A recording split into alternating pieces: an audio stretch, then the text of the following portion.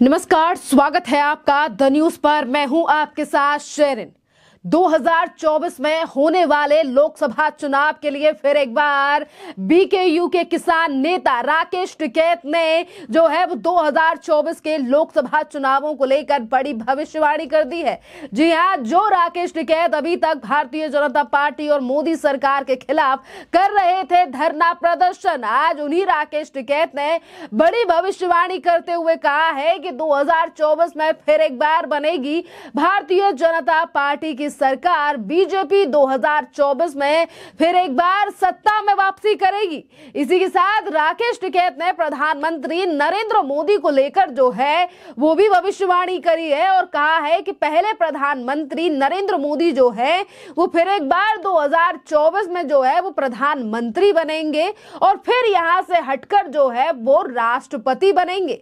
इसी के साथ अमित शाह को लेकर जो है वो राकेश टिकैत ने कहा है कि पहले वो प्रधानमंत्री बनेंगे और उसके बाद सीएम योगी जो है वो गृह मंत्री बनेंगे। वहीं उन्होंने कहा कि राजनीतिक पार्टी कहीं नहीं बल्कि देश की विचारधारा को बचाएगी। इसके साथ ही उन्होंने 3 राज्य के चुनावी नतीजों पर कहा है कि सब एक हो जाएं तो भी मारे जाएंगे। इसी के साथ आपके लिए बता दें कि एआईआईएम के प्रमुख यानी कि असदुद्दीन ओवैसी पर भी तंज कसते हुए जो है वो राकेश टिकैत ने कहा कि हैदराबादी बड़ी बीमारी है, बी ही नहीं बल्कि वो तो सी टीम भी आ गई है।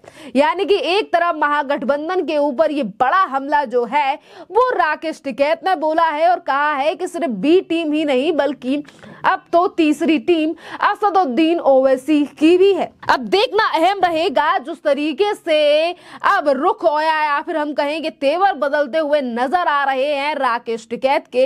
यही राकेश टिकैत जो है वो ये कहते थे कि प्रधानमंत्री नरेंद्र मोदी की सरकार जो है वो देश में तानाशाही कर रही है या फिर जनता की बातों को नहीं सुना जा रहा है।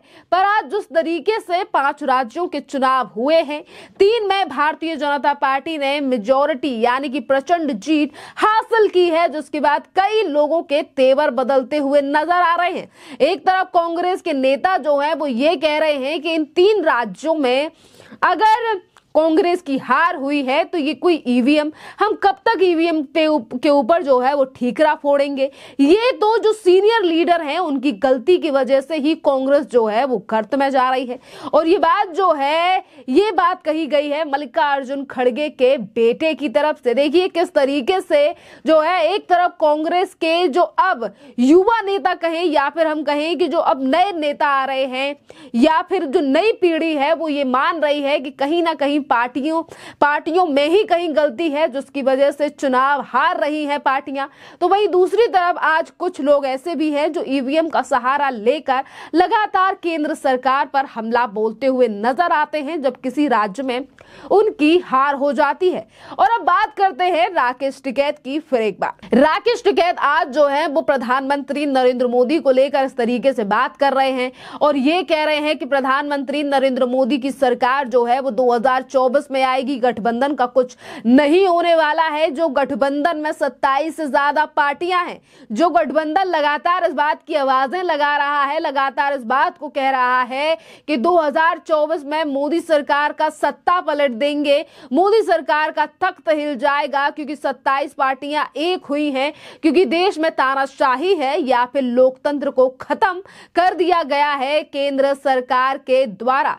इसी के साथ उत्तर प्रदेश के मेरठ जिले में निजी अस्पतालों के खिलाफ जो है वो सरधना से सपा विधायक अतुल प्रधान जो है वो आमरण अनशन पर 5वें दिन शुक्रवार को भी बैठे हैं और इस तरीके से लगातार ये आमरण अनशन किया जा रहा है। इसको समर्थन देने के लिए पहुंचे थे बीकेयू नेता राकेश टिकैत, क्योंकि पश्चिमी उत्तर प्रदेश में ही ज्यादातर राकेश टिकैत जो है उनका गठबंधन यानी कि उनका ये कहेंगे संगठन जो है वो ज्यादातर उनके नेता पश्चिमी उत्तर प्रदेश से जुड़े हुए हैं और मेरठ भी जो है वो पश्चिमी उत्तर प्रदेश में ही आता है। और समाजवादी पार्टी के विधायक अतुल प्रधान के आंदोलन को राकेश टिकैत ने भी जो है वो धार दी है। प्राइवेट डॉक्टर्स और हॉस्पिटल की व्यवस्थाओं पर राकेश टिकैत द्वारा जो है वो जमकर हमला बोला गया। बीकेयू नेता राकेश टिकैत ने कहा, डॉक्टर्स का बड़ा सम्मान है लेकिन पेशे को ज्यादा व्यापार ना बनाएं। लेकिन पेशे को ज्यादा व्यापार ना बनाएं, सामान का गलत फायदा भी ना उठाएं। डॉक्टर्स कई अस्पतालों हॉस्पिटलों के ठेके पर चल रहे हैं, जबकि परिवार में कोई डॉक्टर्स नहीं है। इस तरीके की बात जो है वो राकेश टिकैत के द्वारा की गई। इसी के साथ राकेश टिकैत ने कहा कि एम्बुलेंस कभी कमीशन के चक्कर में मरीजों को गलियों वाले अस्पताल में ले जाती हैं। दिल्ली के अस्पतालों में कान और जेब काटे जा रहे हैं। केएमसी हॉस्पिटल भी राकेश टिकैत के निशाने पर रहा। उन्होंने कहा कि ऑक्सीजन हटाकर जो है वो 300 लोग मरे, 10 लाख से ज्यादा जो है वो बजट बनाता है, वहीं दूसरा मरीज आने पर पहले को हटा दिया जाता है। अतुल प्रधान ने ये मुद्दा सही उठाया, लेकिन आंदोलन का राजनीतिकरण ना हो। और वहीं उन्होंने कहा कि बिल ना चुकाने पर डेड बॉडी ना देने वाले अस्पतालों को ही तैरामी का जिम्मेदारी जो है वो ठहरानी चाहिए। पुलिस प्रशासन, डॉक्टर्स का पैनल, जनता और अतुल प्रधान के बीच बातचीत से जो है वो इस पूरे मामले पर इस मसले का हल निकाला जा सकता है।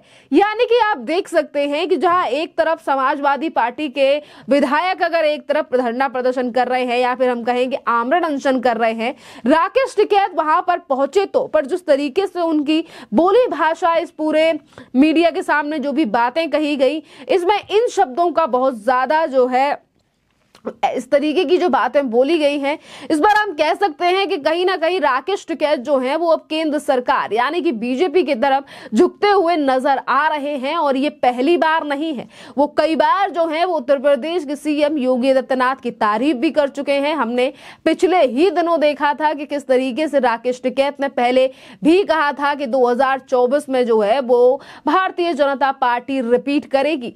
आज ये राकेश टिकैत ये कह रहे हैं कि 2024 में बीजेपी फिर एक बार आएगी, प्रधानमंत्री नरेंद्र मोदी प्रधानमंत्री बनेंगे, उसके बाद उन्हें राष्ट्रपति बनेंगे वो, और फिर अमित शाह प्रधानमंत्री बनेंगे, और योगी आदित्यनाथ जो कि उत्तर प्रदेश के काफी ज्यादा प्रसिद्ध जो है वो मुख्यमंत्री हैं, और वो जो है वो गृह मंत्री बनेंगे। यही राकेश टिकैत 2021 में जब इनका धरना प्रदर्शन जारी था, जिस तरीके से दिल्ली की तमाम सड़कें और हाईवों को जो है वो राकेश टिकैत और उनके साथियों द्वारा घेरा गया था, उस समय पर यही राकेश टिकैत कहते हुए नजर आते थे कि देश में लोकतंत्र नहीं है, देश में तानाशाही चल रही है, और ये जो किसानों का आंदोलन है ये 2024 तक हम जारी रखेंगे, क्योंकि 2024 में सत्ता पलट दी जाएगी मोदी सरकार की।